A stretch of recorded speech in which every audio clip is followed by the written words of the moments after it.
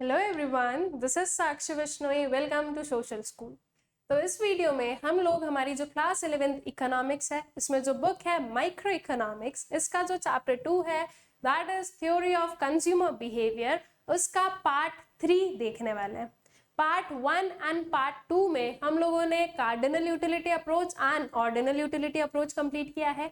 अब पार्ट 3 में हम लोग देखेंगे डिमांड के बारे में, समझेंगे डिमांड क्या होती है, लॉ ऑफ डिमांड क्या होता है, what are exceptions to law of demand, क्या रीजंस हैं टू लॉ ऑफ डिमांड, ये सारी चीजें हम लोग देखने वाले हैं। आई होप सो कि इसके पहले जो चीज हम लोग पढ़ चुके हैं इस चैप्टर की वो आप लोगों को क्लियर है। अब जो है डिमांड से स्टार्ट करते हैं, जो कि बहुत ही इजी सा टॉपिक है। इजी मोर इसलिए मैं बोलूंगी इसे क्योंकि ये जो है ये हम बहुत अच्छे से रिलेट कर सकते हैं, ठीक है।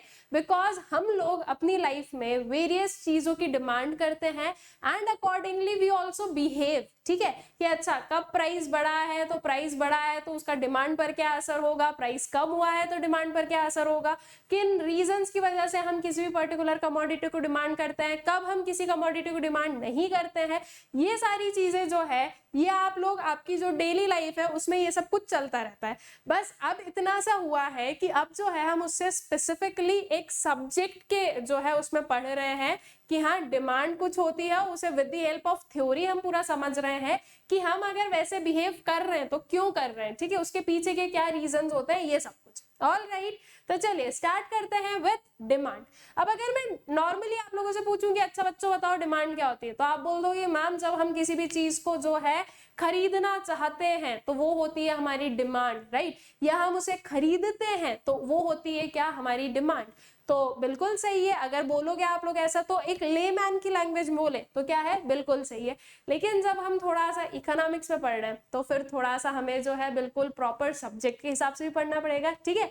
तो सब्जेक्ट के हिसाब से क्या पर्टिकुलर डेफिनेशन होती है, क्या पर्टिकुलर मीनिंग होता है डिमांड का, उसे देख लेते हैं। So demand is the quantity of a commodity that a consumer is willing and able to buy at each possible price during a given period of time, ठीक है।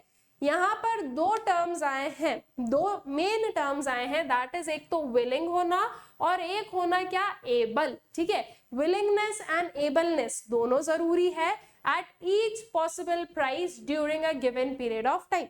अब जैसे कि मैं बोल रही हूं कि मुझे डेयरी मिल्क चाहिए, ठीक है, मतलब मुझे डेयरी मिल्क खानी है, तो ये क्या है, ये मेरी विलिंगनेस है कि हाँ मुझे डेयरी मिल्क खानी है, ठीक है। ऑल्सो डेयरी मिल्क को खरीदने के लिए मेरे पास में 10 रुपीज भी है, तो इट मीन्स कि मेरी एबिलिटी भी है कि हाँ मैं उसे खरीद सकती हूँ, ठीक है। तो इसे हम क्या बोलेंगे, इसे हम बोलेंगे डिमांड, ठीक है। अब अगर मैं बोलूं आपको कि नहीं मुझे डेयरी मिल्क खानी है लेकिन मैं एबल नहीं हूं, दैट मीन्स मेरे पास में 10 रुपीज नहीं है, ठीक है। तो उस इस पर्टिकुलर टाइम पर जो मैं ये बोल रही हूँ कि हाँ मेरी जो विलिंगनेस है इसे मैं डिमांड नहीं कह सकती, this is merely a desire, ठीक है। ये दो टर्म्स होते हैं, एक होता है डिमांड, एक होता है डिजायर। जब आपकी विलिंगनेस एबिलिटी से बैक्ड हो तो वो होती है आपकी डिमांड, लेकिन जब आपकी विलिंगनेस एबिलिटी से बैक्ड नहीं हो तो उसे हम कहते हैं डिजायर।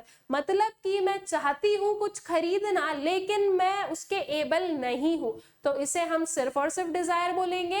और डिमांड हम किसे बोलेंगे कि मैं कुछ चीज खरीदना चाह रही हूं, ऑल्सो मैं एबल भी हूं उसे खरीदने के। All right, I guess this is clear कि डिमांड क्या होती है। एंड डिमांड में सिर्फ और सिर्फ विलिंगनेस नहीं आएगी, डिमांड में एबिलिटी भी आती है। जब भी आप डेफिनेशन लिखो डिमांड की, हमेशा याद रखना कि आपको ये जो एबिलिटी है ये लिखना भी जरूरी है, प्लस विलिंगनेस तो जरूरी है ही है, ठीक है। ऑल्सो ईच पॉसिबल प्राइस, ठीक है, जो प्राइजेस हैं उन पर, और जो गिवन पीरियड ऑफ टाइम है, ठीक है, उस टाइम पर हमारी एबिलिटी और विलिंगनेस सब कुछ होना। All right, then comes individual and market demand. अब इन दोनों में क्या डिफरेंस है, इंडिविजुअल डिमांड जैसे कि कोई एक कंज्यूमर की डिमांड है, ठीक है, डेयरी मिल्क मुझे खानी है, ऑल राइट, ये मेरी जो है एक इंडिविजुअल की डिमांड है कि मैं एक डेयरी मिल्क को क्या कर रही हूँ, डिमांड कर रही हूँ, this is an individual demand. वहीं अगर हम मार्केट डिमांड बोले तो 10 कंज्यूमर्स और बोल रहे हैं कि हमें भी डेयरी मिल्क जो है वो चाहिए, so that is the whole market demand, ठीक है। So refers to the quantity of a commodity that a consumer is willing and able to buy at each possible prices during a given period of time, और market demand क्या होती है, refers to the quantity of a commodity that all consumers are willing and able to buy at each possible price during a given period of time. ठीक है, यहाँ पर क्या आया है, यहाँ पर आया है अ कंज्यूमर, यहाँ पर आया है all consumers. All right, so I guess individual demand and market demand जो है ये चीज आप लोगों को क्लियर है. Then comes determinants of demand. Determinants का मतलब क्या होता है कि किसी भी चीज की अगर हम बोल रहे हैं कि डिमांड बढ़ रही है, कम हो रही है, तो वो डिटरमाइन, उसके पीछे के रीजंस क्या होते हैं, ठीक है, क्या फैक्टर्स है जो कि उसे डिटरमाइन करते हैं, ठीक है, कि कब जो है जो डिमांड है वो बढ़ेगी या कम होगी, ये होते हैं बेसिकली डिटर्मिनेंट्स. तो सबसे पहले हम देखते हैं डिटर्मिनेंट्स ऑफ इंडिविजुअल डिमांड. ठीक है, कि एक इंडिविजुअल पर्सन की जो डिमांड है उसे डिटरमाइन कौन से फैक्टर्स करते हैं. सबसे पहले आता है price of a given commodity. अब देखो एक सिंपल सी चीज है, price of a given commodity बहुत ही जो है सिंपल कंसेप्ट है, और ये बिल्कुल जो है ये ह्यूमन साइकोलॉजी के हिसाब से चल रहा है. हर एक पर्सन जो है वो इसके अकॉर्डिंग वर्क करता है. जब भी प्राइस बढ़ता है तो हम क्या करते हैं, डिमांड बढ़ाते हैं या कम करते हैं, डिमांड कम करते हैं. और जब आपके प्राइसेस जो है वो कम होते हैं तो हम जो है डिमांड क्या करते हैं, डिमांड बढ़ाते हैं. जैसे कि फॉर एग्जाम्पल हम गए मार्केट में कपड़े खरीदने, ठीक है, मान लो कि अभी जो है हमें 200 रुपीज का एक टी शर्ट मिल रहा है. ठीक है, 200 रुपीज का एक टी शर्ट मिल रहा है. मान लेते हैं कि पहले जो है सेम टी शर्ट 500 रुपीज का था और हम सोच कर गए थे कि अच्छा 500 का है, हम एक टी शर्ट खरीद कर ले आएंगे. लेकिन जब हम मार्केट में गए तो हमने क्या देखा कि प्राइस जो है वो कम हो गया है, अब तो 200 का हो गया T shirt. So that means कि मैं 2 टी शर्ट्स खरीद सकती हूँ. ऑलराइट, उसके बाद में 100 रुपीज मेरे पास में फिर भी बच जाएंगे. तो अगर मैं 100 रुपीज और एड ऑन कर दूं तो मेरे पास में 3 टी शर्ट्स हो जाएंगे. हम क्या कर रहे हैं इस टाइम पर, डिमांड बढ़ा रहे हैं. जैसे ही प्राइस कम हुआ हमने जो डिमांड है वो क्या कर दी, वो बढ़ा दी. ठीक है, यहाँ पर डिमांड जो है ये जब प्राइस कम हुई तो डिमांड क्या की, हम लोगों ने बढ़ा दी. सेम चीज यहाँ पर हम सोच कर गए थे कि 500 का एक जो है टी शर्ट है, लेकिन जब हम मार्केट में गए तो हमें पता चला कि उसका जो प्राइस है वो कितना हो गया है, 700 हो गया है. अब हम लेकर 500 ही गए थे. ठीक है, और जो है बाकी का हमने सोच कर रखा था कि ये जो है एक्सपेंसेस रहेंगे हमारे. अब वो 700 का हो गया है. हमने बोला कि भाई रहने दो, हम नहीं परचेज कर पाएंगे अभी एट प्रेजेंट. तो हमने क्या किया कि उसके प्राइस के बढ़ने से जो डिमांड है वो कम कर दी. ठीक है, तो प्राइस और डिमांड के बीच में कैसा रिलेशनशिप है, इनवर्स रिलेशनशिप है. इसकी जगह पर आप कोई भी जो है आपकी जो रियल लाइफ है उसका एग्जाम्पल ले लो, आप लोगों को भी लगेगा कि हाँ बिल्कुल सही है. और नहीं तो अपने पेरेंट्स से जाकर पूछ लो कि जब प्राइसेस कम रहते हैं तब हम डिमांड बढ़ाते हैं या जब प्राइसेस ज्यादा रहते हैं तब हम डिमांड बढ़ाते हैं. तो वो लोग आपको बहुत ही स्पेसिफिकली बता देंगे कि बेटा जब प्राइस कम रहता है तो हर एक पर्सन सोचता है कि वो ज्यादा से ज्यादा कमोडिटीज को खरीद ले. कहीं पर भी हम लोग देखते हैं सेल लिखा हुआ है तो वो चीज जो है वो हमें अट्रैक्ट करती है कि हाँ अभी जो है हमें कम प्राइस पर जो है चीजें मिलेगी. ठीक है, कहीं पर भी हम देखते हैं डिस्काउंट्स है तो वो चीज हमें ज्यादा अट्रैक्ट करती है. रीजन बीइंग क्योंकि जो कंज्यूमर है वो बिहेव ही इसी वे में करता है कि जब उसे डिस्काउंट मिल रहा है, जब उसे कम प्राइसेस पर चीजें मिल रही है तो वो ज्यादा डिमांड करेगा. ठीक है, so this is basically what, this is basically जो प्राइस ऑफ द कमोडिटी है वो कैसे जो है डिटरमाइन करती है आपकी डिमांड को. ठीक है, सो प्राइस और डिमांड के बीच में कैसा रिलेशनशिप है, इनवर्स रिलेशनशिप है. Then comes to price of related goods. ठीक है, प्राइस ऑफ रिलेटेड गुड्स. अब हम बोल रहे हैं कि जो पर्टिकुलर कमोडिटी है उसके प्राइस में कोई चेंजेस नहीं है, उसके रिलेटेड गुड्स में चेंजेस है. Now what are related goods, basically सबसे पहले वो समझे. तो रिलेटेड गुड्स जो है वो 2 टाइप्स के होते हैं, एक होता है सब्स्टिट्यूट और एक होता है कॉम्प्लीमेंट्री. ये दोनों क्या होते हैं, इन दोनों को हम लोग स्पेसिफिकली बहुत ही अच्छे से समझेंगे. ठीक है, so demand for a given commodity is also affected by change in prices of the related goods. Related goods are of 2 types. सबसे पहले आते हैं सब्स्टिट्यूट पर. सब्स्टिट्यूट जैसे कि उसका नाम बता रहा है कि आपने क्या किया, सब्स्टिट्यूट किया, ये नहीं तो और कुछ सही. ठीक है, या उसके जैसा ही कुछ सही. ठीक है, that is what, that is substitute. जैसे कि फॉर एग्जांपल आप मार्केट में गए हो, आपको जो है चाय पीनी है. ठीक है, आप चाय पीने गए, आपको चाय नहीं मिली, आपको उसकी जगह पर कॉफी मिली, लेकिन ठीक है आपने बोला कि चलो ठीक है छोड़ो अब चाय नहीं है तो कॉफी ले लेते हैं, राइट। तो that is what, that is कि आपने आपकी जो टी की डिमांड थी उसे सब्स्टिट्यूट कर लिया है विद कॉफी। ऑलराइट, आप मार्केट में गए, मान लो आप मार्केट में गए और आपने जो है आपको जो है केचप परचेज करना है, ठीक है, सॉस जो होता है हमारा, तो आप गए, आपने बोला कि नहीं आपको नेस्ले का चाहिए, बाय एनी रीजन शॉप पर नेस्ले का नहीं है, तो आपने उसकी जगह पर दूसरी कंपनी का ले लिया। ऑलराइट, क्या उससे कोई फर्क पड़ा? नहीं पड़ा, आपकी जो डिमांड थी वो तो फुलफिल हो गई। That is what, that is substitute, ठीक है। तो जहां पर सब्स्टिट्यूट वाली बात आएगी वहां पर प्राइस चेंज कैसे अफेक्ट करता है उस चीज को हम लोग समझते हैं। तो substitute goods are those goods which can be used in place of one another for satisfaction of a particular want like tea and coffee. An increase in price of substitute leads to an increase in the demand for the given commodity and vice versa. समझते हैं इसे, जैसे कि example ले लो Coca Cola and Pepsi, ठीक है, Coke and Pepsi almost similar है। Alright, मान लो आप गए शॉप पर, आपने बोला कोका कोला चाहिए, कोका कोला नहीं है उनके पास में, पेप्सी है, आप पेप्सी लेकर आ गए। ऑलराइट, दैट मीन्स वो सब्स्टिट्यूट हो गई। अब let's take for an example कि जो पेप्सी है वो है आपका गिवन गुड, ठीक है, ये है आपका गिवन गुड, मतलब कि आपको परचेज जो है वो एक्चुअल में पेप्सी करनी थी। पेप्सी का जो प्राइस है वो कांस्टेंट है, पेप्सी के प्राइस में कोई चेंज नहीं है, ठीक है। पेप्सी का प्राइस मान लेते हैं कि ये 20 रुपीज का है। ऑलराइट, ये कितने का है? 20 रुपीज का है, ये आपका गिवन गुड है। अब आप गए पेप्सी लेने, वहां पर आपको जो है कोका कोला भी देखी। ऑलराइट, अब कोका कोला में आपने देखा कि जो कोका कोला है वो आपको मिल रही है 15 रुपीज की। ऑलराइट, ये एक एग्जाम्पल दे रही हूँ मैं आपको, ये आपका 20 रुपीज है और वो क्या है, वो आपको मिल रही है कितने की? 15 रुपीज की। आप लेने ये गए थे, लेकिन आप लेकर क्या आओगे? वो पर्टिकुलर चीज। क्यों? क्योंकि उसका प्राइस कम है ना, जहां पर प्राइस कम होता है वो चीज एक कंज्यूमर को ज्यादा अट्रैक्ट करती है, ठीक है। तो दैट मीन्स कि अगर आपके सब्स्टिट्यूट का प्राइस कम है तो आपकी जो demand of the given good है वो क्या हो जाएगी? वो कम हो जाएगी, ठीक है। इसके प्राइस में कोई चेंजेस नहीं हुआ है, लेकिन येट इसकी जो डिमांड है वो फॉल होगी। वो फॉल क्यों हुई? क्योंकि इसका जो सब्स्टिट्यूट है वो आपको कम प्राइस में मिल रहा है, ठीक है। तो आपने क्या बोला कि यार लगभग एक ही तो चीज है, ये लो या ये लो, तो आपने जो है उसका जो वी वुड से कि जो कंजम्पशन है वो चेंज कर दिया, तो आपने इसकी जो डिमांड है वो क्या कर दी? कम कर दी। अब इसका एक अपोजिट केस ले लो कि यहाँ पर मान लो कि आपकी जो सब्स्टिट्यूट है वो कितने का है?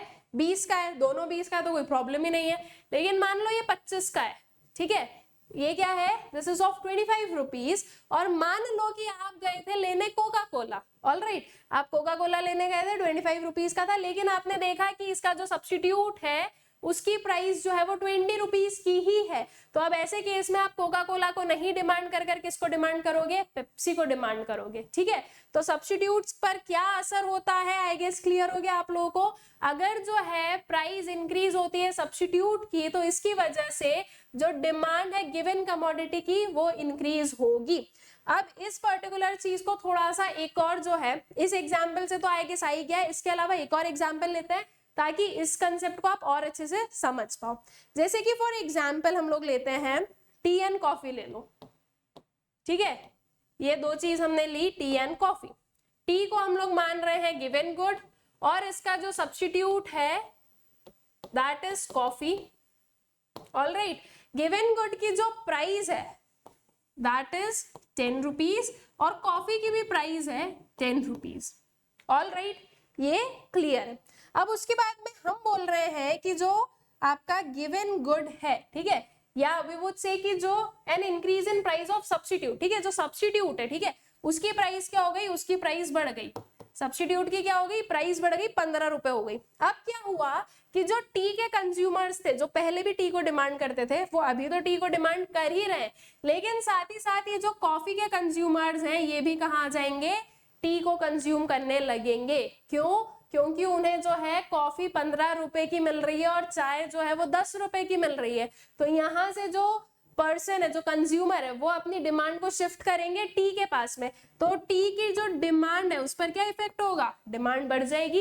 एक तो इसकी खुद की डिमांड जो हो रही थी वो तो हो ही रही थी, साथ ही जो कॉफी के कंज्यूमर्स हैं, ठीक है, दैट इज जो एक्स्ट्रा कंज्यूमर्स है वो भी यहाँ पर एड ऑन हो गए, तो टी की डिमांड क्या हुई, बढ़ गई, ठीक है। सो दैट मीन्स कि जब इंक्रीज हुआ प्राइस ऑफ अ सब्स्टिट्यूट, या सब्स्टिट्यूट के प्राइस में इंक्रीज हुआ, तो उसकी वजह से जो गिवन गुड है उसकी जो डिमांड है उसमें क्या हुआ है, वो भी इंक्रीज हुई है। इसका वाइस वर्सा केस ले लो कि मान लो कि जो कॉफी का प्राइस है वो कम हो जाता है, ठीक है। अब यहाँ पर हम बोल दें कि जो कॉफी का प्राइस है वो हो जाए 5 रुपीज का, ठीक है। तो अब ऐसे केस में क्या होगा, जो टी के कंज्यूमर्स हैं वो कॉफी के पास चले जाएंगे, वो बोलेंगे यार देखो लगभग सेम ही चीज है, ऑलराइट, हम अभी तक टी कंज्यूम कर रहे थे, कॉफी भी जो है हमारा वांट सेटिस्फाई कर देगी एंड कॉफी में हमारे 5 रुपए भी बचेंगे, तो अब टी के कंज्यूमर्स भी जो है कॉफी को कंज्यूम करने चले जाएंगे, तो जो कॉफी की डिमांड है वो बढ़ेगी और जो टी की डिमांड है वो कम हो जाएगी। तो अगर कॉफी में जो है प्राइस का अगर कॉफी की प्राइस कम होगी तो जो गिवन गुड है दैट इज जो टी है उसकी डिमांड भी कम होगी। दैट मीन्स कि अगर आपका जो सब्स्टिट्यूट है उसकी प्राइस इंक्रीज होती है तो जो गिवन गुड है उसकी डिमांड इंक्रीज होती है। वाइस वर्सा केस, आपका जो सब्स्टिट्यूट है उसकी प्राइस क्या हुई, कम हुई, तो जो आपका गिवन गुड है उसकी डिमांड क्या हुई, डिमांड भी कम हो गई।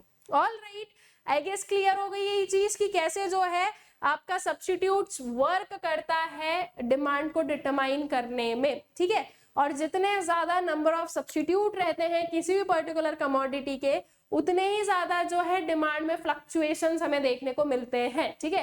बिकॉज उतना ही टफ कंपटीशन, कंज्यूमर कहीं पर भी जा सकता है, कंज्यूमर का ऐसा कुछ नहीं है कि उसे स्पेसिफिकली एक ही ब्रांड चाहिए, कंज्यूमर ये देखता है कि उसे क्वालिटी प्रोडक्ट मिल जाए, अब वो चाहे कोई सी भी ब्रांड से मिले, कोई सी भी पर्टिकुलर जो है वेराइटी से मिले, लेकिन उसे जो है जो प्रॉपर क्वालिटी वो मिल जाए, क्वांटिटी मिल जाए और प्राइस कम से कम उसे पे करना पड़े, ठीक है। तो जितने ज्यादा सब्स्टिट्यूट उतनी ज्यादा जो है डिमांड में चेंजेस। इसके बाद में आते हैं कॉम्प्लीमेंट्री गुड्स पर। कॉम्प्लीमेंट्री गुड्स बेसिकली वो गुड्स होते हैं जो कि एक साथ में यूज किए जाते हैं किसी भी वांट को सेटिस्फाई करने के लिए, ठीक है। जैसे कि for example car and petrol, क्या कार में अगर आप पेट्रोल यूज नहीं करोगे तो क्या कार किसी काम की नहीं, कार और पेट्रोल दोनों साथ में वर्क करते हैं ना, right. Without petrol car is nothing, car चलेगी ही नहीं आपकी, तो फिर कार को सिर्फ ऐसे आप जो है शोपीस बना के तो रखोगे नहीं। तो कार एंड पेट्रोल साथ में जब यूज होते हैं तो वो आपके किसी वांट को फुलफिल करते हैं, ठीक है। टी एंड शुगर, ऑलराइट, आप टी और शुगर जो है वो एक साथ में जब यूज होते हैं तो वो आपके वांट को क्या कर रहे हैं, सेटिस्फाई कर रहे हैं। इसके अलावा और ले लो, ब्रेड एंड जैम ले लो, ठीक है, ये भी क्या है, दीज आर कॉम्प्लीमेंट्स। तो कॉम्प्लीमेंट्री गुड्स वो गुड्स होते हैं जो कि एक साथ में यूज किए जाते हैं आपके किसी वांट को सेटिस्फाई करने में। So complementary goods are those goods which are used together to satisfy a particular want like tea and sugar. An increase in price of complementary goods leads to a decrease in the demand of the given commodity and vice versa. Example लेते हैं कैसे, ठीक है। हम लोग example लेते हैं, car and petrol को लेते हैं और उनका जो है प्राइसेस को चेंज कर कर देखते हैं।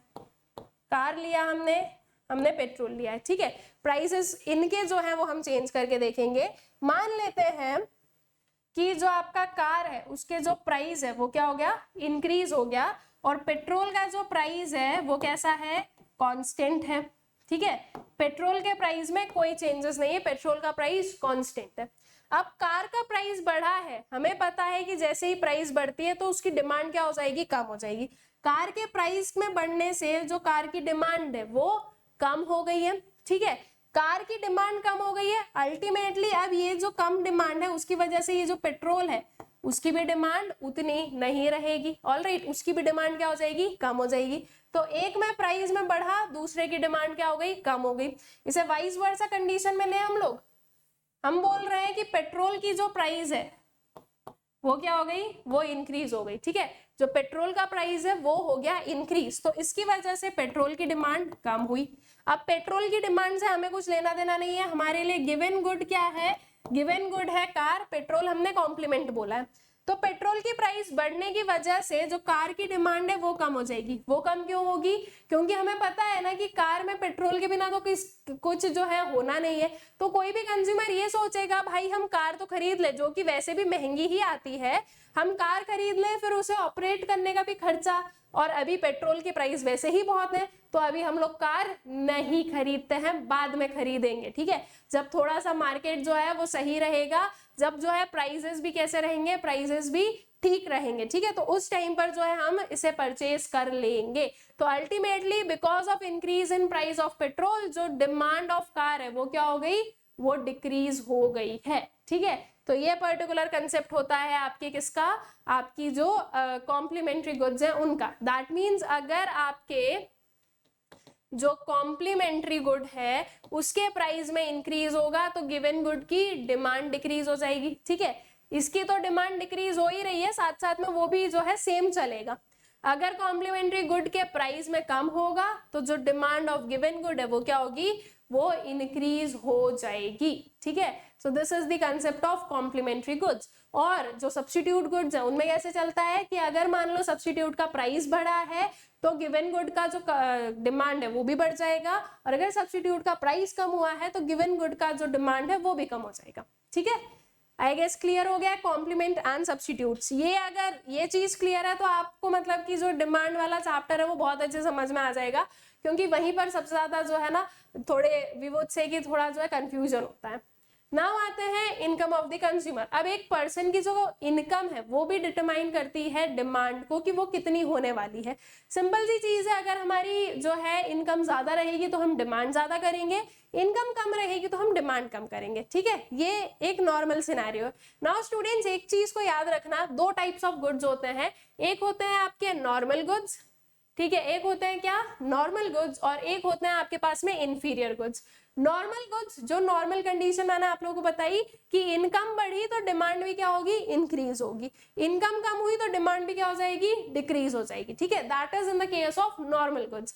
फिर आते हैं हम लोग किस पर, इंफीरियर गुड्स पर। तो इंफीरियर गुड्स क्या होते हैं, इसमें इनवर्स चलेगा, इनकम बढ़ने से डिमांड कम हो गई। अब देखो इंफीरियर, उसका टर्म बोल रहा है इंफीरियर, मतलब कि क्या, थोड़ा लो क्वालिटी वाले जो गुड्स हैं। जैसे कि फॉर एग्जांपल हम लोग इसमें अगर इंफीरियर गुड्स का एग्जांपल लें, दैट इज टोन्ड मिल्क। ठीक है, अब अगर मान लो कि हमारी इनकम जो है वो इंक्रीज होती है तो क्या हम टोन्ड मिल्क को ही कंज्यूम करेंगे, नहीं, हम अच्छे क्वालिटी ऑफ मिल्क पर जाएंगे, राइट। तो अल्टीमेटली जो टोन्ड मिल्क है उसकी डिमांड क्या हो जाएगी, कम हो जाएगी, राइट। अगर मान लो हमारी इनकम कम हो जाती है तो हम जो है हमारा कंजम्पशन क्या करेंगे, इंफीरियर गुड्स में बढ़ाएंगे कि ठीक है जो थोड़े लो क्वालिटी वाले गुड्स हैं वो परचेज कर लेते हैं, बिकॉज वो हमें चीप रेट में मिलेंगे। ठीक है, तो अगर इनकम कम होगी तो इनकी डिमांड क्या हो जाएगी, इनकी डिमांड जो है वो बढ़ जाएगी। ठीक है, तो इंफीरियर गुड्स में उल्टा सिस्टम चलता है, एंड नॉर्मल गुड्स वो गुड्स जिसमें सीधा सिस्टम है। अगर मान लो आप लोगों को कभी भी डेफिनेशन लिखने को आए कि नॉर्मल गुड्स क्या होते हैं और इंफीरियर गुड्स क्या होते हैं, तो उन्हें आपको डिस्क्राइब इसी वे में करना है कि नॉर्मल गुड्स वो गुड्स होते हैं जो कि जिनकी डिमांड इंक्रीज होती है with increase in income level, and demand decrease होती है with decrease in income level. और इंफीरियर गुड्स वो गुड्स होते हैं जिनका इनवर्स रिलेशनशिप होता है इनकम के साथ में। ठीक है,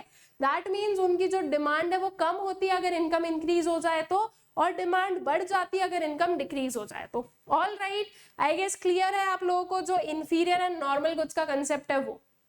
देन टेस्ट एंड प्रेफरेंसेस, ये तो बहुत ही स्पेसिफिक चीज है, मतलब कि लाइक ये हर एक पर्सन टू पर्सन डिपेंड करता, डिफर करता है टेस्ट एंड प्रेफरेंसेस। अब मान लो मेरी प्रेफरेंस है तो वो है, अब मुझे जो है मान लो कि मैं कोई जो है गुच्ची का क्या कर रही हूँ, जो बैग है वो यूज कर रही हूँ, तो वो मेरी प्रेफरेंस है, चाहे उसका प्राइस ज्यादा है फिर भी मैं उसे परचेज कर रही हूँ, तो वो मेरी प्रेफरेंस है। ठीक है, ये सिंपल से एग्जांपल। तो जो भी पर्सन का टेस्ट एंड प्रेफरेंस होता है उसकी वजह से फिर डिमांड डिटरमाइन होती है, तो वो फिर जो है आपकी प्राइस लेवल से इतनी ड्रिवन नहीं रहेगी। So taste and preference of a consumer directly influence the demand for the commodity. Then expectations of change in the price in future. Future में जो है प्राइस में चेंज होने की एक्सपेक्टेशन से रिलेटेड, जैसे कि फॉर एग्जांपल हमें लग रहा है कि इन फ्यूचर जो है किसी भी पर्टिकुलर कमोडिटी की प्राइस बढ़ सकती है, तो हम क्या करेंगे, हम उसे आज ही परचेज कर लेंगे। जैसे कि फॉर एग्जांपल गोल्ड की प्राइस आज बहुत है, लेकिन हमें लग रहा है कि इन फ्यूचर जो है गोल्ड की प्राइस और बढ़ेगी, तो हमने क्या किया, हमने गोल्ड को आज ही परचेज कर लिया। भले ही उसके प्राइस बढ़ रहे हैं, फिर भी हम क्या कर रहे हैं, उसे आज ही परचेज कर रहे हैं, ठीक है। अगर हमें लग रहा है कि इन फ्यूचर गोल्ड की प्राइस कम हो जाएगी, तो हम क्या कर रहे हैं, हम अभी नहीं परचेज कर रहे हैं, ठीक है, हम उसे बाद में परचेज करेंगे, हम उसकी डिमांड अभी नहीं कर रहे हैं। रीजन बीइंग कि हमें लग रहा है कि फ्यूचर में प्राइस कम होगा, तो जब प्राइस कम होगा तब हम उसे खरीदेंगे, ठीक है। दिस इज लाइक व्हाट कि आपका जो एक्सपेक्टेशंस होता है of change in price in future. If अगर हमें लग रहा है फ्यूचर में प्राइस बढ़ेगा, तो हम डिमांड अभी एट प्रेजेंट क्या करेंगे, इंक्रीज कर देंगे। अगर हमें लग रहा है कि फ्यूचर में प्राइस कम होगा, तो हम एट प्रेजेंट जो है उसकी डिमांड कम करेंगे, ठीक है। So price expected to increase in future, तो उसकी वजह से डिमांड जो है एट प्रेजेंट क्या हो जाएगी, इंक्रीज हो जाएगी। Price expected to decrease in future, तो एट प्रेजेंट जो डिमांड है वो क्या हो जाएगी, वो डिक्रीज हो जाएगी, ठीक है। देन उसके बाद में आते हैं मार्केट डिमांड्स पर। अभी तक हमने जितने भी पढ़े वो सारे इंडिविजुअल डिमांड के जो है डिटर्मिनेंट्स हैं। अब जो इंडिविजुअल डिमांड के डिटर्मिनेंट्स है स्टूडेंट्स, उसी में जब आप इन तीनों को ऐड कर देते हो, तो आपके जो मार्केट डिमांड के डिटर्मिनेंट्स हैं वो बन जाते हैं। अगर आप लोगों के पास में कभी भी क्वेश्चन आए कि मार्केट डिमांड के डिटर्मिनेंट्स आपको एक्सप्लेन करने हैं, तो इन तीन के अलावा जो इसके पहले हम सारे पढ़ चुके हैं वो भी आप लोग को लिखना है। लेकिन अगर इंडिविजुअल डिमांड का पूछे तो फिर ये तीनों मत वहां पर लिखना, ठीक है, because these are specifically for market demand, ठीक है। जैसे कि size and composition of population, बिल्कुल जो है आपकी डिमांड को डिटरमाइन करता है। अगर आपकी पॉपुलेशन का साइज बढ़ जाएगा तो डिमांड क्या होगी, डिमांड भी बढ़ जाएगी। अगर पॉपुलेशन का साइज कम हो गया तो डिमांड भी कम हो गई, ठीक है। Season and weather, season and weather के हिसाब से हम लोग वर्क करते हैं, राइट। गर्मी के मौसम में जो है हम कूलर, एसी, इन सारी चीजों को जो है डिमांड करेंगे, आइसक्रीम, ये सब कुछ, राइट। कोल्ड ड्रिंक्स वगैरह हो गई। बारिश के जो सीजन होता है, जो रेनी सीजन है, उसमें हम लोग रेन कोट, अम्ब्रेला, इन्हें जो है डिमांड करेंगे। विंटर सीजन में जो वुलन क्लोथ्स है उन्हें हम लोग डिमांड करते हैं। तो सीजन एंड वेदर पर जो है वो डिपेंड करता है कि आपकी डिमांड क्या होने वाली है। Then distribution of income, that means कि जो डिस्ट्रीब्यूशन है इनकम का, जिसके पास में जितनी इनकम है उस हिसाब से वो डिमांड की जाएगी, ठीक है। तो बस वही चीज जो डिस्ट्रीब्यूशन ऑफ इनकम है हमारा, ठीक है। सो ये पर्टिकुलर चीज जो है ये आप बिल्कुल लिंक कर लो आपका जो फॉर होम टू प्रोड्यूस वाली जो सेंट्रल प्रॉब्लम है उससे, ठीक है। वहां से जो है आपको पूरा यहाँ पर वी वुड से कि उसका जो है सेम मीनिंग यहाँ पर निकल कर आ जाएगा। So if income in the country is equitably distributed, then market demand for commodities will be more. However, if income distribution is uneven, that is people are either very rich or very poor, then market demand will remain at lower level. तो अगर लगभग equitable distribution रहेगा तो market demand ज्यादा रहेगी। अगर equitable distribution नहीं है तो जो है डिमांड आपकी बहुत ज्यादा भी हो सकती है, बहुत कम भी हो सकती है, ठीक है, डिपेंडिंग ऑन कि आप कौन से पर्टिकुलर जो है पॉपुलेशन को टारगेट कर रहे हो। All right, so these are some of the determinants of market demand. Market demand ये तीन प्लस जितने भी आपने इंडिविजुअल डिमांड में पढ़े वो, ठीक है। देन उसके बाद में आते हैं लॉ ऑफ डिमांड पर, जो कि बहुत ही इजी लॉ है, जो हम लोगों ने सबसे पहला डिटर्मिनेंट पढ़ा था, जो प्राइस ऑफ द कमोडिटी वाला था। दैट इज जब भी किसी भी कमोडिटी की प्राइस बढ़ती है तो हम उसकी डिमांड क्या कर देते हैं, कम कर देते हैं, और अगर उसकी प्राइस कम होती है तो हम उसकी डिमांड क्या करते हैं, बढ़ा देते हैं। बस वही चीज जो है वो आपका लॉ ऑफ डिमांड होता है। That is law of demand states the inverse relationship between price and quantity demanded, keeping other factors constant, that is ceteris paribus, ठीक है। ceteris paribus इसका मतलब क्या होता है कि जो बाकी की चीजें हैं वो कैसी है, कांस्टेंट है या फिर अनचेंज्ड है, ठीक है। तो इस पर्टिकुलर फिनोमिना को हम लोग ceteris paribus बोलते हैं। जो लॉ ऑफ डिमांड है वो क्या बताता है, लॉ ऑफ डिमांड बताता है that there is a inverse relationship between price and demand of a commodity. जब प्राइस कम होता है तो हमारी जो क्वांटिटी डिमांडेड है वो क्या होती है, वो बढ़ जाती है, ठीक है। This would be quantity demanded. जब प्राइस ज्यादा होता है तो जो क्वांटिटी डिमांडेड है वो क्या हो जाएगी, कम हो जाएगी, ठीक है। This is basically law of demand. Easy है ना लॉ ऑफ डिमांड, राइट। जैसे कि मैंने आपको स्टार्टिंग में बोला था, लॉ ऑफ डिमांड बहुत ही इजी सा जो है आपका लॉ है, जिसे समझना भी बहुत इजी है। अब इसकी अजम्पशंस हम लोग देखें अगर कि अजम्पशंस क्या क्या होते हैं। अब देखो, जब हम अजम्पशंस की बात कर रहे हैं तो यहाँ पर एक टर्म आया है दैट इज ceteris paribus, मतलब कि प्राइस के अलावा जितने भी फैक्टर्स है वो कैसे हैं, वो है अनचेंज्ड, वो है कांस्टेंट, ठीक है। तो अभी तक आपने जितने भी फैक्टर्स पढ़े, दैट मीन्स अभी जो हमने सारे डिटर्मिनेंट्स पढ़े थे, उन सारे डिटर्मिनेंट्स को हमें यहाँ पर लिख देना है, डू नॉट चेंज, कांस्टेंट, ये सब कुछ लिख के यहाँ पर बता देना है, ठीक है। सो assumptions अगर हम लोग ले तो जैसे कि price of substitute goods do not change, ठीक है। Then prices of complementary goods remain constant, income of the consumer remains the same, there is no expectation of change in price in the future, taste and preferences of the consumer remains the same, ठीक है। तो apart from price जितने भी factors आपने पढ़े वो सारे आप लिख दो और बोल दो कि दे डू नॉट चेंज और दे रिमेन कांस्टेंट, ये सारी चीजें, बस यही होते हैं इसके अजम्पशंस, ठीक है। तो कभी भी अगर अजम्पशंस पूछ लें तो आई गेस आप लोगों को क्लियर है, इसे जो है आपको मगअप करने की जरूरत नहीं है, सारे डिटर्मिनेंट्स लिख देना है and do not change, do not change, do not change जो है वो लगा देना है, ठीक है। तो that would be the assumptions of law of demand, ठीक है। अब जो है इसका डिमांड का जो शेड्यूल और डिमांड का जो कर्व है उस पर आते हैं।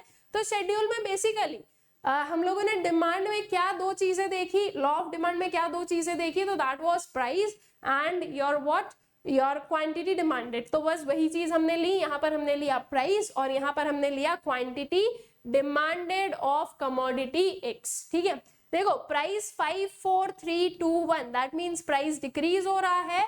तो अब हम लोग देख रहे हैं कि जो क्वांटिटी डिमांडेड है वो इंक्रीज हो रही है, 1 से 2 यूनिट्स, 2 से 3, 3 से 4 एंड 4 से 5 यूनिट्स तक आ गए हैं। ऑल राइट, अब इसका कर्व कैसा होगा, प्रीवियस जो वीडियोस हैं, प्रीवियस जो लेक्चर्स हैं, उनमें मैंने आप लोगों को बताया है कि जब भी हम लोग किसी भी पर्टिकुलर दो वेरिएबल्स की बात कर रहे हैं जिनके बीच में रिलेशनशिप कैसा है, इनवर्स है, तो उसका जो कर्व है वो कैसा बनेगा, डाउनवर्ड स्लोपिंग। यहाँ पर इन दोनों का जो रिलेशन है वो कैसा है, इनवर्स है, प्राइस और क्वांटिटी डिमांडेड इनवर्सली रिलेटेड है, तो इनका कर्व कैसा बनेगा, डाउनवर्ड स्लोपिंग, ठीक है। दैट इज प्राइस को हमने लिया y पर, क्वांटिटी डिमांडेड को लिया हमने x पर। जैसे जैसे आप प्राइस को कम करोगे वैसे वैसे जो डिमांड है वो क्या होगी, वो इंक्रीज होगी। सो जो डिमांड कर्व है that is downward sloping curve. Reason, because of inverse relationship between price and quantity demanded, ठीक है। देन आते हैं important facts about law of demand पर। कुछ इंपॉर्टेंट फैक्ट्स है जो कि हम लोगों ने जो है लॉ ऑफ डिमांड में समझ लिए हैं, बस उन्हें स्पेसिफिकली पढ़ लेते हैं ताकि कभी भी अगर कोई भी क्वेश्चन पूछा जाए तो आप स्पेसिफिकली बता सकते हो, या फिर इन्हें जो है आप किसी भी पर्टिकुलर आंसर में प्रॉपरली यूज भी कर सकते हो। सो इनवर्स रिलेशनशिप जो कि हमें पता है अच्छे से, दैट इज प्राइस बढ़ेगा तो क्वांटिटी डिमांडेड कम होगी, प्राइस घटेगा तो क्वांटिटी डिमांडेड बढ़ेगी। फिर आते हैं क्वालिटेटिव नॉट क्वांटिटेटिव, ये चीज जरूर समझना है, दैट इज जो आपका लॉ ऑफ डिमांड है वो क्वालिटेटिव है, क्वांटिटेटिव नहीं है। अब इसका मतलब क्या हुआ, देखो लॉ ऑफ डिमांड आपको सिर्फ और सिर्फ ये बता रहा है कि प्राइस के बढ़ने से डिमांड कम होगी, प्राइस के कम होने से डिमांड बढ़ेगी, लेकिन कितनी डिमांड कम हो रही है, कितनी डिमांड बढ़ रही है, ये चीज नहीं बताई जा रही है हमें, ठीक है। तो इसे हम बोलते हैं क्वालिटेटिव, दैट मीन्स कि कितने अमाउंट से चेंज हो रहा है वो हमें नहीं पता है, बस हमें पता है कि क्या रिलेशन है। क्वांटिटेटिव हम किसे बोलते हैं, जहां पर ये बताया जाए कि जैसे कि मान लो 10% चेंज है प्राइस में तो उसकी वजह से कितना परसेंट चेंज हुआ डिमांड में, दैट वुड बी क्वांटिटेटिव, ठीक है, जो कि हम लोग इलास्टिसिटी ऑफ डिमांड में पढ़ेंगे, जो कि हम लोग अपने इस नेक्स्ट वाले लेक्चर में देखेंगे। तो जो लॉ ऑफ डिमांड है आपका वो क्वालिटेटिव है, that is not quantitative.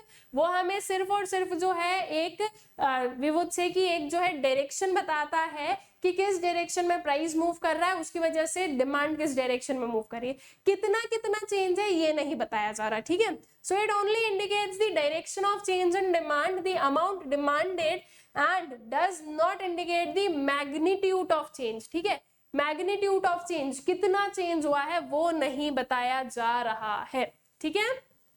Then no proportional relationship, कोई प्रोपोर्शनल रिलेशनशिप नहीं है कि अच्छा 5% डिमांड बढ़ेगी तो उसकी वजह 5% प्राइस बढ़ेगा तो उसकी वजह से 10% डिमांड जो है वो कम हो रही है, ऐसा कोई प्रोपोर्शनल चेंज नहीं है। हो सकता है कि सिर्फ 1-2% से जो है ऊपर नीचे हो रहा हो सकता है बहुत ज्यादा वास्ट डिफरेंस आ रहा हो प्राइस के चेंज होने से, ठीक है, तो ये चीज लॉ ऑफ डिमांड हमें नहीं बताता है। लॉ ऑफ डिमांड तो सिर्फ चेंज बता रहा है, कोई भी प्रोपोर्शनल चेंज जो है वो स्टैब्लिश नहीं कर पा रहा है, या रिलेशनशिप जो है वो स्टैब्लिश नहीं कर पा रहा है। So does not establish any proportional relationship between change in price and the resultant change in demand. ठीक है, तो कोई भी जो है प्रोपोर्शनल रिलेशनशिप यहाँ पर स्टैब्लिश नहीं हो रहा है चेंज इन प्राइस और चेंज इन डिमांड के रिलेशन में।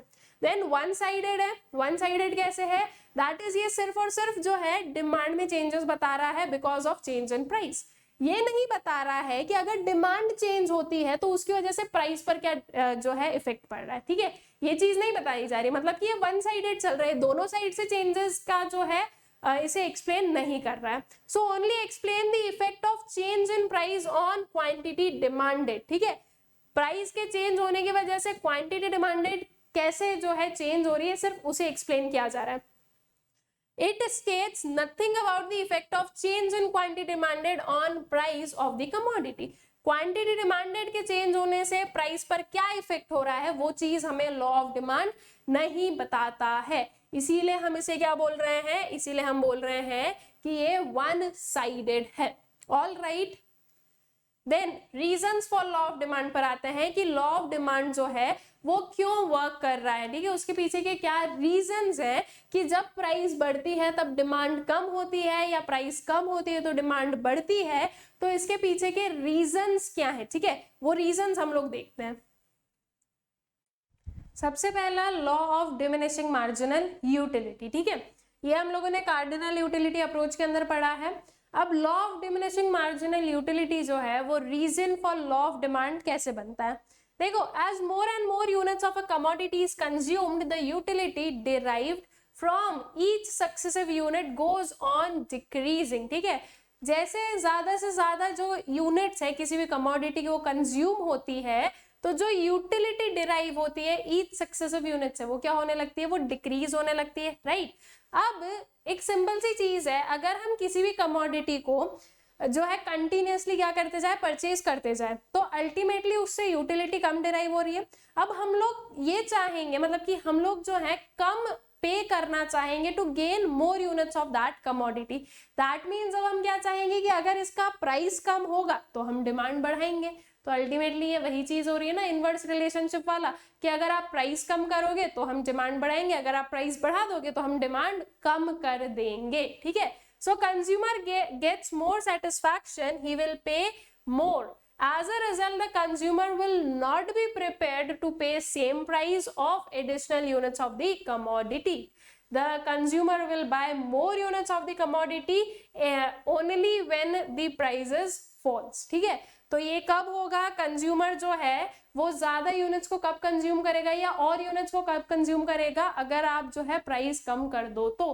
क्योंकि जैसे जैसे हम ज्यादा यूनिट कंज्यूम कर रहे हैं हमारी यूटिलिटी तो डिक्रीज हो गई है। अब अल्टीमेटली उस सेम प्राइस पर जो है यूटिलिटी बहुत कम हो गई है। अब अगर कोई भी एक जो है प्रोड्यूसर चाहता है कि हम उसके प्रोडक्ट्स खरीदें तो उसके लिए प्राइसेस कम होने पड़ेंगे तभी हम उन्हें खरीदेंगे। ठीक है, तो ये जो law of diminishing marginal utility है ये आपका एक रीजन बनता है फॉर लॉ ऑफ डिमांड। ठीक है, इसके बाद में सब्स्टिट्यूशन इफेक्ट। सब्स्टिट्यूशन इफेक्ट जैसे कि मैंने आपको जो है जब सब्स्टिट्यूशन गुड्स पढ़े थे तब समझाया था, दैट इज जितने ज्यादा सब्स्टिट्यूट्स होंगे उतना ही ज्यादा क्या है, टफ कंपटीशन है, उतना ही ज्यादा जो है एक प्रोड्यूसर को अपने जो गुड्स हैं उनकी क्वालिटी और उनके प्राइस पर ध्यान रखना पड़ेगा। तो सब्स्टिट्यूशन इफेक्ट की वजह से भी जो है लॉ ऑफ डिमांड अप्लाई करता है। मान लो किसी भी सब्स्टिट्यूट गुड्स की प्राइस कम हो जाएगी तो अल्टीमेटली लोग जो हैं वो क्या करेंगे, वो उसका कंजम्पशन बढ़ा देंगे, राइट, जो कंज्यूमर है। तो सब्स्टिट्यूशन इफेक्ट जो है वो भी यहाँ पर क्या होता है, यहाँ पर बिल्कुल अप्लाई करता है।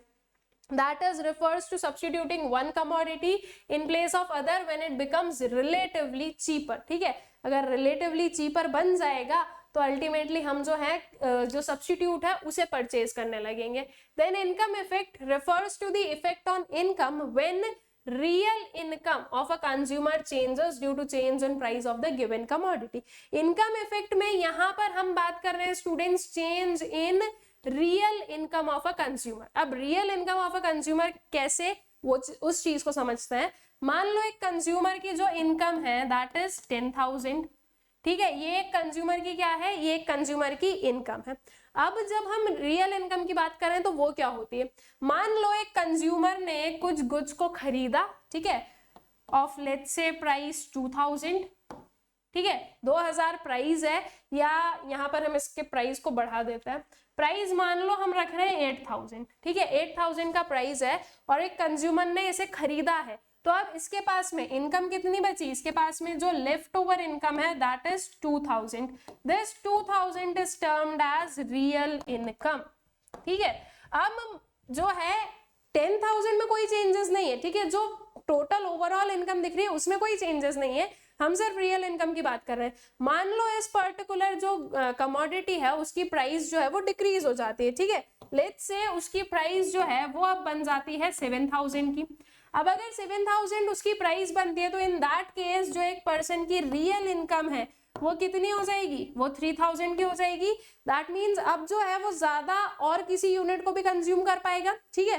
तो इन शॉर्ट अगर हम लोग बोलें तो जब प्राइसेस कम होती है तो जो एक कंज्यूमर है या एक जो पर्सन है उसकी जो रियल इनकम है वो इंक्रीज होती है, और जब रियल इनकम इंक्रीज होगी तो जो ओवरऑल डिमांड है वो क्या होगी, वो इंक्रीज होगी, ठीक है। तो ये जो रियल इनकम में या जो इनकम इफेक्ट है उसकी वजह से भी जो है ये लॉ ऑफ डिमांड अप्लाई करता है, या इस वे से जो है ये इसका एक रीजन बनता है, ठीक है। जो इनकम इफेक्ट है उसे रियल इनकम से ही आप लोगों को याद रखना है।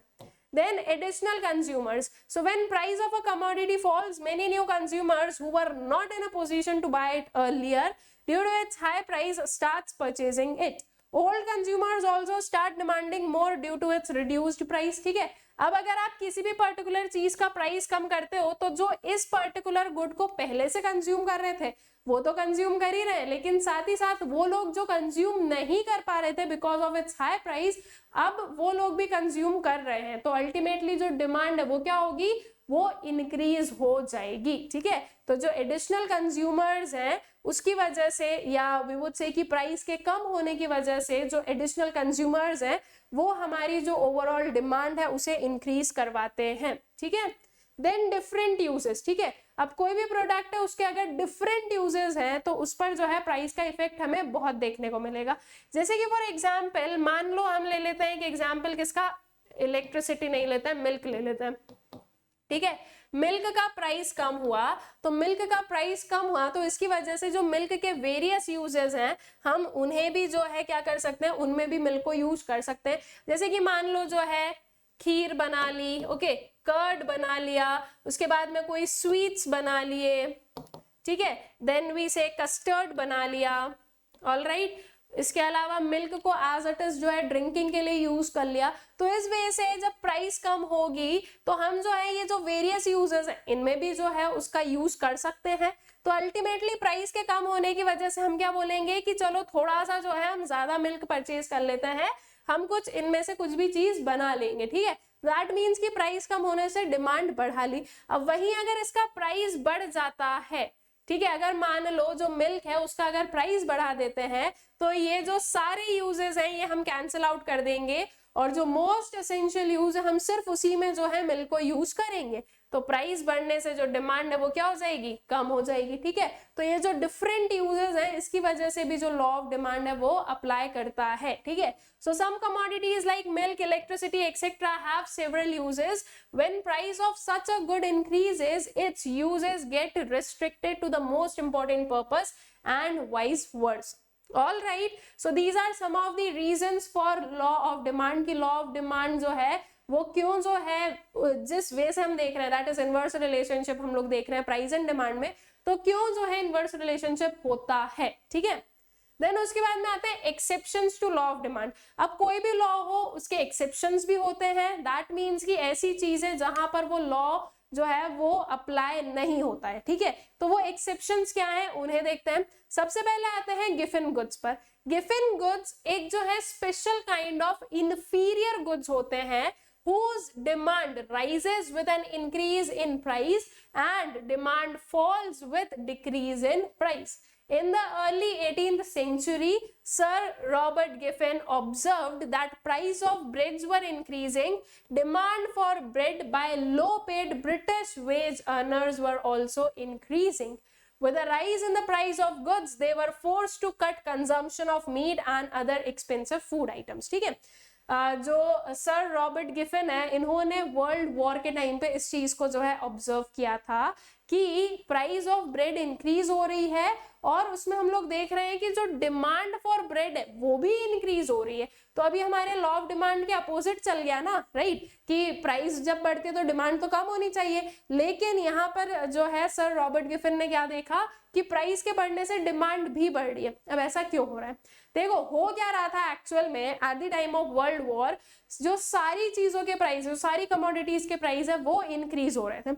नाउ ब्रेड को हम ये बोल दें कि ये जो पूरा पिरामिड है आपके गुड्स का, उसमें ब्रेड सबसे नीचे था। दैट मीन सबसे नीचे इन द सेंस कि उसका प्राइस सबसे कम है। ठीक है, तो अगर एक सिंपल सा जो है जनरल यहाँ पर आप लोगों को इस चीज को इमेजिन करना है कि अगर ब्रेड के प्राइस बढ़ रहे हैं तो इट मीन्स कि इससे जो अच्छे वाले गुड्स हैं उनके प्राइस भी तो बढ़ रहे हैं, तभी ब्रेड का भी बढ़ रहा है। अदरवाइज ब्रेड एक इंफीरियर गुड जैसे हम मान रहे हैं तो उसमें प्राइस थोड़ी ना बढ़ता, बट उसका भी प्राइस बढ़ रहा है। इट मीन्स कि जो बाकी के गुड्स हैं उनके प्राइस तो और बढ़ रहे हैं। तो लोगों के लिए बाकी के गुड्स को परचेज करना और ज्यादा मुश्किल है। सबसे ज्यादा चीप ही उन्हें ब्रेड मिल रहा है, चाहे उसका प्राइस बढ़ रहा है फिर भी वो जो है वो सबसे ज्यादा चीप उन्हें वही मिल रहा है।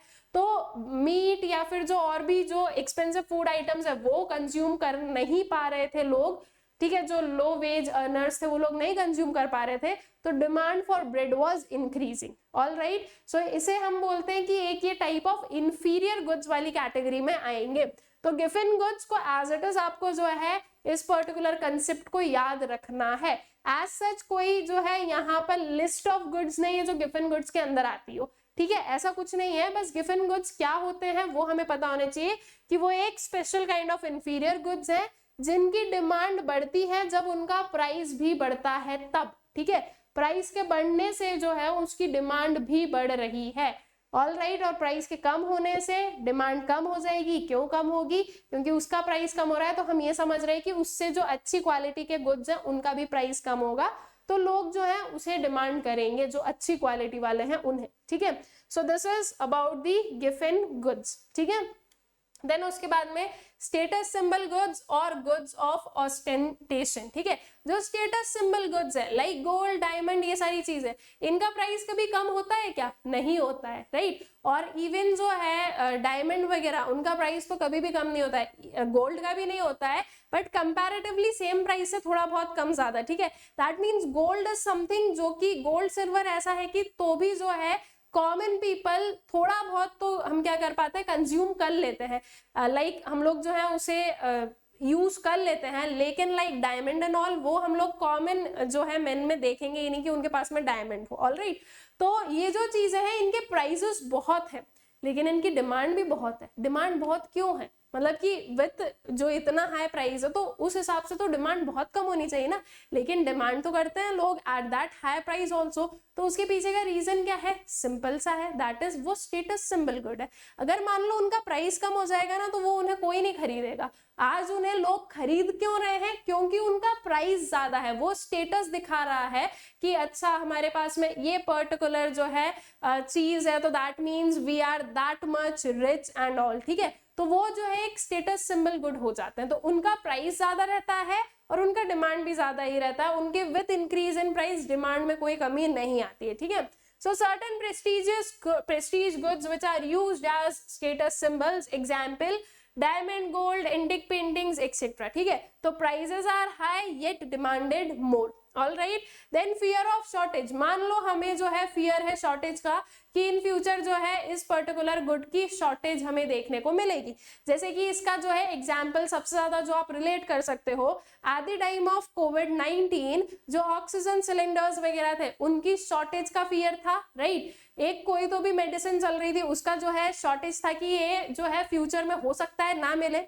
हमारी फैमिली में मान लो कि फैमिली में किसी को जो है कोविड नहीं हुआ है, येट हम क्या सोच रहे थे कि हम इन स्टॉक जो है रख लेते हैं ऑक्सीजन सिलेंडर वगैरह खरीद के, भले ही वो हमें हाई प्राइस पर मिल रहा है लेकिन हम खरीद के रख लेते हैं क्योंकि फ्यूचर में नहीं मिलेगा और हमें जरूरत पड़ेगी तो हम कहाँ से लाएंगे फिर। ठीक है, तो दैट मीन्स व्हाट कि हमें ऐसा लग रहा है कि इन फ्यूचर जो है ये चीज नहीं मिलेगी तो आज अगर वो हमें हाई प्राइसेस पर भी मिलती है तो भी हम उसकी डिमांड करते हैं, ठीक है।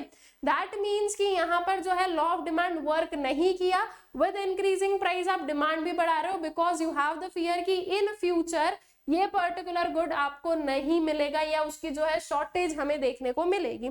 सो ड्यू टू एक्सपेक्टेड शॉर्टेज और scarcity of a particular commodity, demand increases even at higher prices. All right, then उसके बाद में आते हैं नेक्स्ट एक्सेप्शन पर, that is ignorance. That is जो है कंज्यूमर इग्नोर कर रहा है, कंज्यूमर को परफेक्ट नॉलेज नहीं है कि मार्केट में वेरियस गुड्स के क्या प्राइसेस चल रहे हैं, ठीक है। दैट मीन्स उसे पता ही नहीं है, तो वो जो है हाई प्राइसेस पर भी ज्यादा गुड्स खरीद सकता है, तो वो हो जाता है इग्नोरेंस वाला part. A consumer may buy more of a commodity at higher prices when they are ignorance of the prevailing prices of the commodity, ठीक है, when they are ignorant of the prevailing prices of the commodity.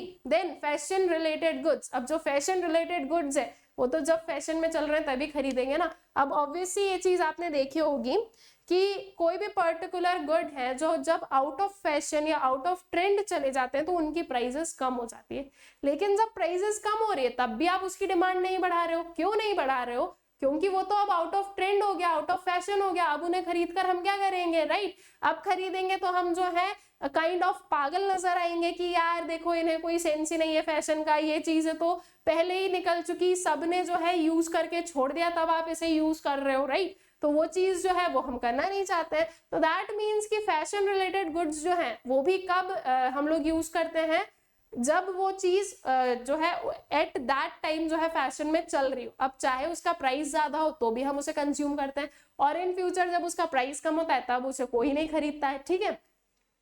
So then necessities of life पर आते हैं। Necessities of life that means जिनके बिना life possible नहीं है। अब चाहे वो हाई प्राइसेस पर मिले तो भी हम उनकी डिमांड करेंगे। लाइक फॉर एग्जाम्पल मेडिसिन, ठीक है, मेडिसिन जिसके लिए नेसेसिटी है वो उन्हें लेना ही पड़ेगा, ठीक है। जो उनके बिना नहीं सरवाइव कर सकते उन्हें जो है वो मेडिसिन को परचेज करना ही पड़ेगा, कंज्यूम करना ही पड़ेगा। तो अगर उनके प्राइसेस बढ़ भी जाते हैं तो भी एक पर्सन जो है उन्हें कंज्यूम करता है, ठीक है। तो with increase in price demand में कोई कमी नहीं आएगी।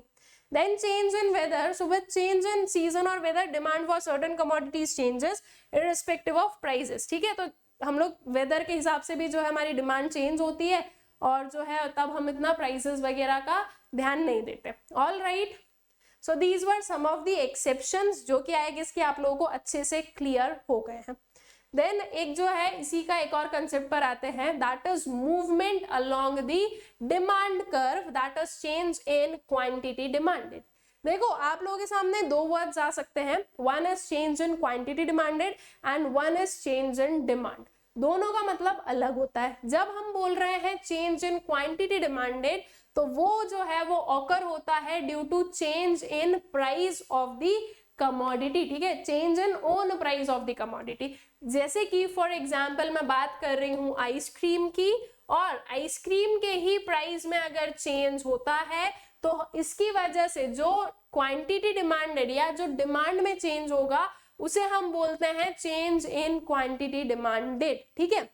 सो change in quantity demanded occurs due to change in price, this leads to movement along the demand curve. जो डिमांड कर्व जो कि हम लोगों ने पढ़ा है, ठीक है, ये डिमांड कर्व ऐसा होता है, ये हम लोग पढ़ चुके हैं। तो इसमें मूवमेंट होता है, ठीक है, because of change in the price of the commodity. तो वो मूवमेंट क्या क्या हो सकता है उस चीज को हमें देखना है। ऑल राइट, देन जो मूवमेंट है along the demand curve that can either be downward movement और it can be upward movement।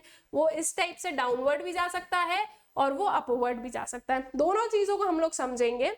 Downward movement को जो है हम एक्सपांशन इन डिमांड बोलते हैं, एंड जो आपका अपवर्ड मूवमेंट है that is termed as contraction in demand, ठीक है। अब expansion, contraction, downward movement, upward movement क्या है उस चीज को समझते हैं। सबसे पहले आते हैं expansion in demand. Expansion in demand term से समझ में आ गया, दैट इज डिमांड क्या हो रही है, एक्सपांड हो रही है, डिमांड बढ़ रही है।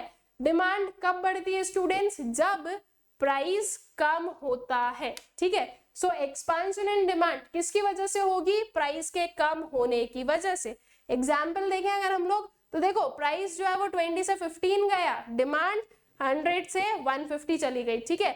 जो आपकी डिमांड है वो क्या हो गई, वो 100 से 150 पर आ गई, तो प्राइस कम हुआ, डिमांड बढ़ गई है, ठीक है। अब इसे अगर आप ग्राफ के थ्रू देखोगे तो यहाँ पर हमने अपने y एक्सिस पर प्राइस लिया है, x एक्सिस पर क्या लिया है, क्वांटिटी डिमांडेड। 15 जब प्राइस था तो आपकी डिमांड 150, और जब 20 प्राइस है तो आपकी डिमांड 100, ठीक है। हम 20 से 15 पर आए तो डिमांड इस साइड बढ़ी है, ऑलराइट। कौन सा मूवमेंट हुआ है, डाउनवर्ड। पहले ए कॉम्बिनेशन को आप खरीद रहे थे, अब बी पर आ गए हो, एक डाउनवर्ड मूवमेंट देख रहे हो। ऑल्सो डिमांड क्या हो रही है, एक्सपांड हो रही है, राइट। यहाँ पर एरिया देखो और यहाँ पर एरिया देखो, एक्सपांशन दिख रहा है, राइट। तो इसे हम कहते हैं एक्सपांशन इन डिमांड। डाउनवर्ड जो मूवमेंट है वो देखते हैं हम, जो movement along the demand curve है दैट वाज कैसा रहेगा, डाउनवर्ड रहेगा। क्यों हुआ है, because of change in price of the commodity और because of decrease in price of the commodity, all right. I guess expansion वाला जो पार्ट है वो क्लियर है। देन आते हैं कॉन्ट्रैक्शन पे। कॉन्ट्रैक्शन मतलब कि डिमांड कम हो रही है। डिमांड कम कब होगी, जब प्राइस इंक्रीज होगा, तो हम क्या बोलेंगे कि जो डिमांड है वो कम हो रही है, ठीक है। तो प्राइस इंक्रीज की वजह से डिमांड कॉन्ट्रैक्ट होगी, ठीक है, चेंज इन क्वांटिटी डिमांडेड। तो देखो प्राइस जो है वो 20 से 25 पर गया, डिमांड जो है वो 100 से 70 पर चली गई। With increase in price demand क्या हुई है, कॉन्ट्रैक्ट हुई है। अब इसमें मूवमेंट कैसा रहेगा, अपवर्ड मूवमेंट रहेगा। पहले प्राइस था 20, तो तब डिमांड कितनी थी, 100 की, और अब जब प्राइस बढ़ गया 25 पर चला गया तो डिमांड जो है वो कितनी हो गई, 70 हो गई, ठीक है। तो यहाँ पर पहले इतनी डिमांड थी, अब इतनी है, ओके। तो जो है कॉन्ट्रैक्शन हम लोग देख रहे हैं, एंड मूवमेंट कैसा है, upward, all right. So this is contraction and demand, ठीक है। मूवमेंट जब भी होगा डिमांड के कर्व में तो हमेशा याद रखना कि मूवमेंट हो रहा है because of change in the own price of the commodity, ठीक है। बाकी के जितने भी फैक्टर्स है वो कैसे हैं, वो कांस्टेंट हैं, ऑल राइट। फिर आते हैं एक और कंसेप्ट पर, that is termed as shift. Shift in demand curve जब होता है हम उसे कहते हैं चेंज इन डिमांड। अब शिफ्ट या फिर चेंज इन डिमांड क्यों होता है, तो कोई भी फैक्टर में चेंज होना other than price of the own commodity. That means कि जो प्राइस है वो कांस्टेंट रहेगा। जैसे कि मान लो आइसक्रीम, जो कि हम लोगों ने एग्जाम्पल लिया था, आइसक्रीम का प्राइस है ₹10, तो ये ₹10 ही रहेगा, इसमें कोई चेंजेस नहीं है।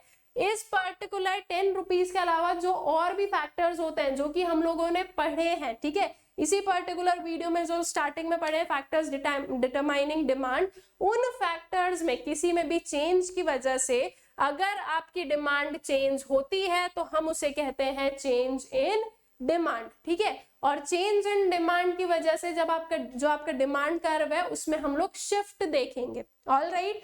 मूवमेंट नहीं होगा, अब शिफ्ट होगा।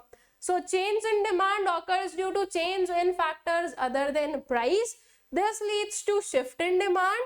जो शिफ्ट है वो इधर राइटवर्ड हो सकता है या फिर लेफ्टवर्ड हो सकता है, ठीक है। राइटवर्ड अगर शिफ्ट हो रहा है तो ये हमें जो है वहां पर बताना है, दैट इज जो डिमांड है वो इंक्रीज हो रही है, ठीक है। जब डिमांड बढ़ेगी तो राइटवर्ड शिफ्ट होगा, that is increase in demand due to favourable changes other than factors at the same price.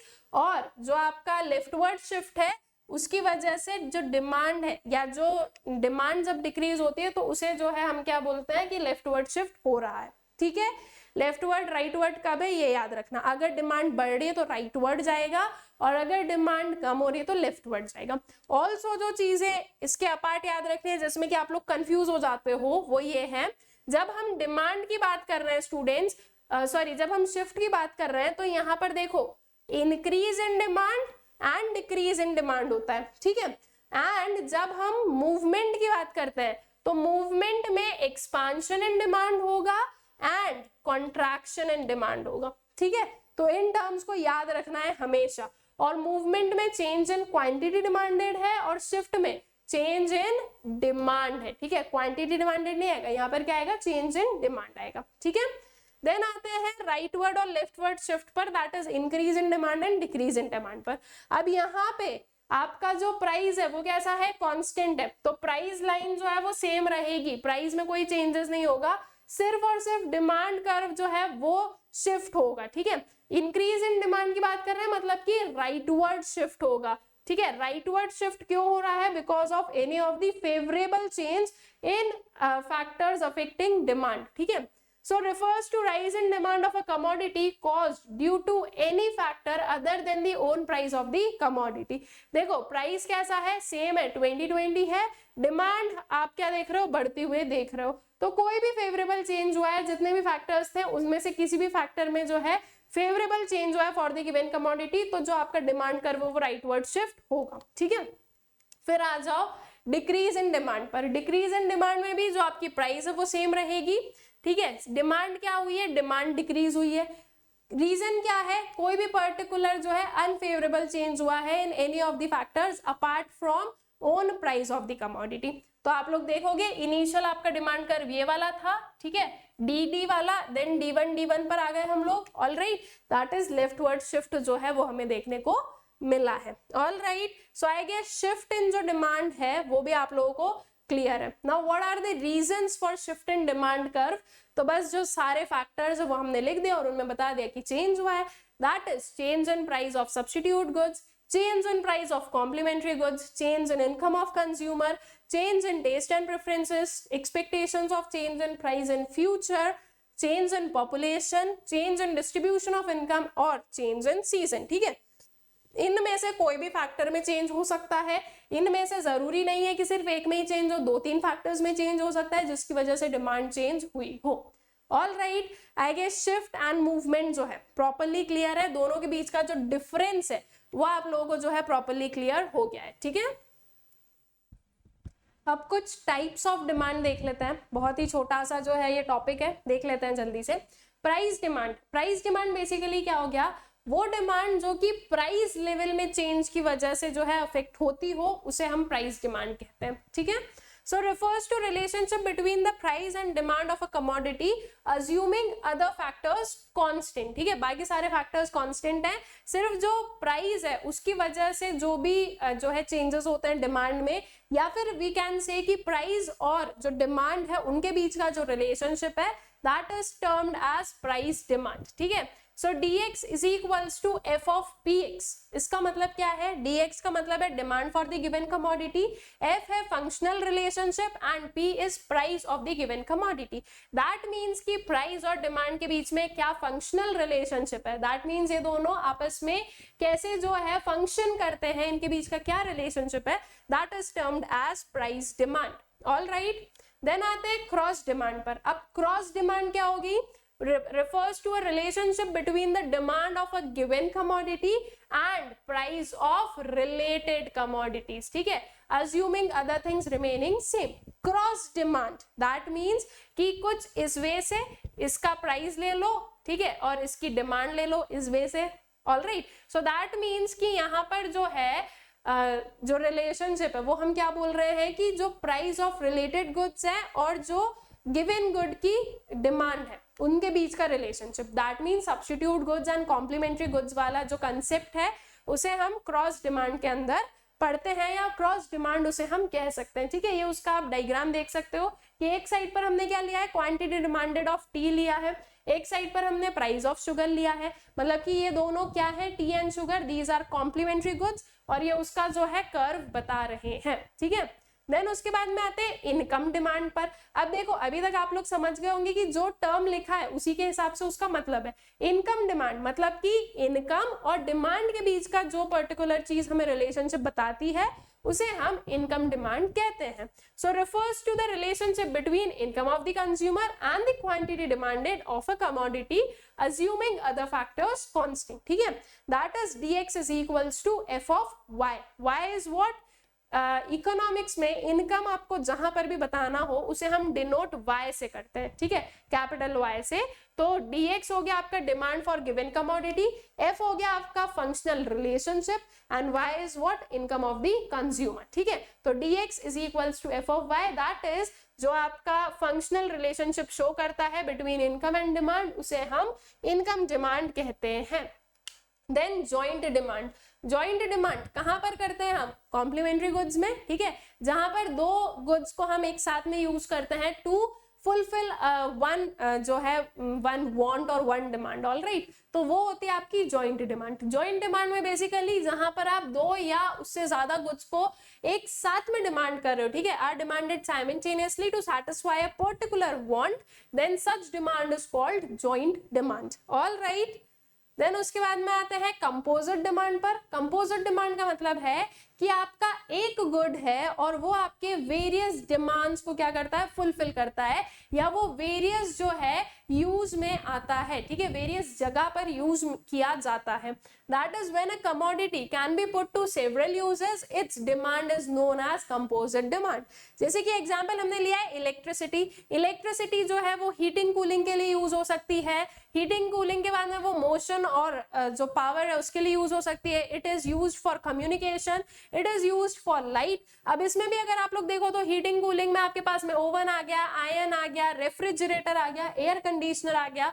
अगर आप लोग पार वगैरह में देखो तो आपके पास में मोटर्स आ गए, कार हो गया, ब्लेंडर, ड्रिल, कम्युनिकेशन में computers, portable phones, radio, TV. Light में अगर हम लोग देखें तो फ्लड लाइट हो गया, फ्लैश लाइट हो गया, लैंप हो गया, ठीक है। तो ये सारी चीजें, तो ये क्या है? दिस इज कंपोजिट डिमांड की एक पर्टिकुलर जो गुड है वो वेरियस जो है आप उसे वेरियस जगह पर यूज कर सकते हो या उसके सेवरल यूजेस होते हैं, तो उस पर्टिकुलर गुड की डिमांड को हम क्या कहते हैं?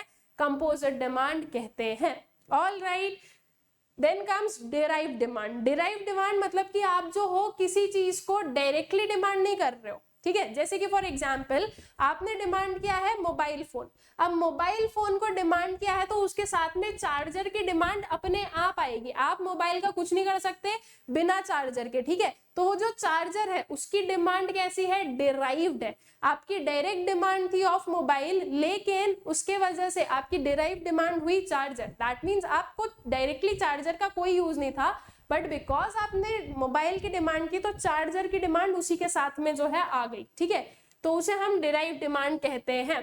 That is demand for a commodity which dependent on demand, which is dependent on demand for other goods is known as derived demand, ठीक है।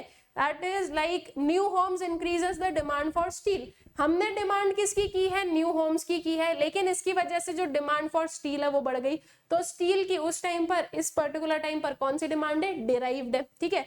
Labour is a derived demand, all right. Then उसके बाद में internet of things increases demand for cloud servers. Take up of e cars increases demand for charging station, ठीक है। जितना ई cars खरीदेंगे लोग उतनी ज्यादा जो है चार्जिंग स्टेशन की क्या हो गई? डिमांड बढ़ रही है। तो that is all derived demand, ठीक है। देन उसके बाद में आते हैं डायरेक्ट डिमांड पर। So when a commodity satisfies the want directly, its demand is termed as direct demand, ठीक है। जो हम डायरेक्टली जो पर्टिकुलर गुड को डिमांड कर रहे हैं, जैसे कि मोबाइल फोन, मैंने अभी आपको एक एग्जांपल बताया, तो हमने जो है उसकी डायरेक्ट डिमांड की है, दैट इज वो हमारे किस में आ रहा है? आपके डायरेक्ट डिमांड में। Alternative demand, alternative demand, that is demand is known as alternative when it can be satisfied by different alternatives। मतलब कि यहाँ पर कौन सा पर्टिकुलर गुड आ जाएगा? आपका सब्सटीट्यूट्स, ठीक है। जब कॉम्प्लीमेंट्स की हम बात कर रहे हैं तो वह हम लोगों ने जॉइंट डिमांड में देखा, अल्टरनेटिव डिमांड में सब्सटीट्यूट्स आ गए, ठीक है। Then competitive demand, competitive demand भी किसकी होगी? सब्सटीट्यूट्स की ही होगी, ठीक है। So when two goods are close substitutes of each other and increase in demand for one of them will decrease the demand for the other, then the demand for any one of them is known as competitive demand, all right। So these are various types of demand जो कि I hope so कि आप लोगों को जो है अच्छे से क्लियर हो गए हैं। एंड ये जो हमारे सारे कंसेप्ट जो कि हम लोगों ने इस वीडियो में कवर किए, that is demand, law of demand, exceptions to law of demand, reasons for law of demand, ये जो सारी चीजें हैं, आई होप सो ये सारी चीजें, ये सारे जो टॉपिक्स हैं, ये आप लोगों को अच्छे से क्लियर आउट हो गए हैं। अभी हमारा चैप्टर कंप्लीट नहीं हुआ है, अभी इसका एक पार्ट और बचा है, दैट इज इलास्टिसिटीज ऑफ डिमांड बचा है। तो इलास्टिसिटी ऑफ डिमांड क्या होता है उससे हम लोग अपने नेक्स्ट वाले लेक्चर में देखेंगे। आई होप सो कि ये पर्टिकुलर जो पूरा चैप्टर था, या आई वुड से कि ये जो पार्ट था हमारे इस चैप्टर का, ये आप लोगों को अच्छे से जो है क्लियर आउट हो गया होगा। इसी के जैसे और भी वीडियोस आप लोगों को मिल जाएंगे on our YouTube channel Social Schools. आप लोग उसे सब्सक्राइब करें एंड अपने फ्रेंड्स के साथ में शेयर भी करें। Also students, you can download Unacademy app, जहां पर आपको और भी एक्सटेंडेड फीचर्स मिल सकते हैं, जैसे कि आप लोगों के पास में जो है लाइव इंटरैक्शन करने का जो है चांस है with using like chats and emojis. आप लोग जो है क्वेश्चंस पूछ सकते हो using question tab. Also you have a chance of like live poll options for quiz. Also you can win scholarships through weekly scholarship test. ये सारे features को अगर आप एक्सपीरियंस करना चाहते हैं and also for maximum discounts you can use code Sakshi V। इसके apart students, you can also join our Telegram channel Social School, जहां पर आपको वेरियस अपडेट्स मिलेंगे, जहां पर आपको जो है वेरियस नोट्स भी मिलेंगे। साथ ही साथ अगर आप लोग की कोई क्वेरीज है तो वो भी आप लोग वहां पर पुट कर सकते हैं। आई गेस ये जो सारी चीजें हैं ये आप लोगों को अच्छे से क्लियर आउट हो गई है, और जो हमने जितनी भी चीजें इस पर्टिकुलर लेक्चर में पढ़ी है ये भी अच्छे से क्लियर आउट हो गई है। थैंक